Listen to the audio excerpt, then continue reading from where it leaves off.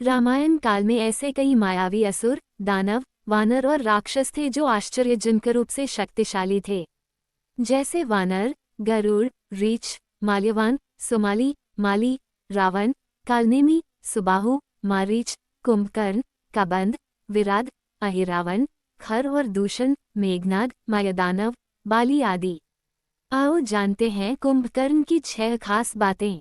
1. कुंभकर्ण का परिवार। कुंभकर्ण के दादा पुलस्त्य और दादी का नाम हविर्भुवा था। उसके पिता का नाम विश्वश्रवा था। ऋषि विश्वश्रवा ने ऋषि भारद्वाज की पुत्री इलाविदा से विवाह किया था, जिनसे कुबेर का जन्म हुआ।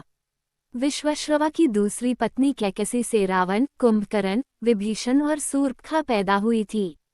खर, दूषण, कुंभिनी, अहिरावण और कुबेर कुंभकर्ण के सौतेले भाई थे। 2. कुंभकर्ण की पत्नी। कुंभकर्ण की पत्नी वरोचन की कन्या वज्रज्वाला थी। उसकी एक दूसरी पत्नी का नाम कर्कटी था। कुंभपुर के महोदर नामक राजा की कन्या तदितमाला से भी कुंभकर्ण का विवाह हुआ। कुंभकर्ण के एक पुत्र का नाम मूलकासुर था, जिसका वध माता सीता ने किया था। दूसरे का नाम भीम था।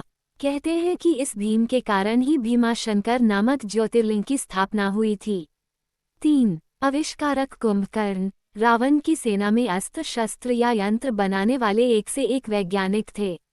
जैसे शुक्राचार्य, भार्गव, शंबुक और कुंभकर्ण और वज्रज्वाला। कुंभकर्ण अपनी पत्नी वज्रज्वाला के साथ अपनी प्रयोगशाला में तरह तरह के अस्त्र शस्त्र और यंत्र बनाने में ही लगे रहते थे, जिसके चलते उनको खाने पीने की सुधि नहीं रहती थी। कुंभकर्ण की यंत्र मानव कला को ग्रेट इंडियन पुस्तक में विजार्ड आर्ट का दर्जा दिया गया है। इस कला में रावण की पत्नी धान्यमालिनी भी पारंगत थी। वरदान के पहले और एक दिन जागने के दौरान कुंभकर्ण ये कार्य करता था।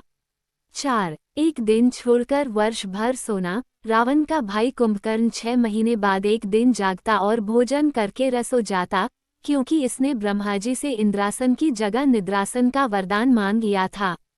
इसका शरीर विशालकाय था। 5. खूब खाता था कुंभकर्ण। कहते हैं कि कुंभकर्ण जन्म लेते ही कई लोगों को खा गया था, जिससे घबराकर सारी प्रजा इंद्र से मदद मांगने लगी।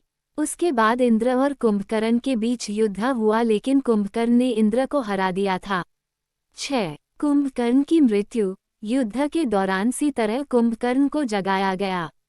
कुंभकर्ण ने युद्ध में अपने शाल शरीर से वानरों पर प्रहार करना शुरू कर दिया। इससे राम की सेना में हाहाकार मच गया। सेना का मनोबल बढ़ाने के राम ने कुंभकर्ण को युद्ध के ललकारा और भगवान राम के हाथों कुंभकर्ण वीरगति को प्राप्त हुआ। उसके शव के गिरने से लंका का बाहरी फाटक और परकोटा गिर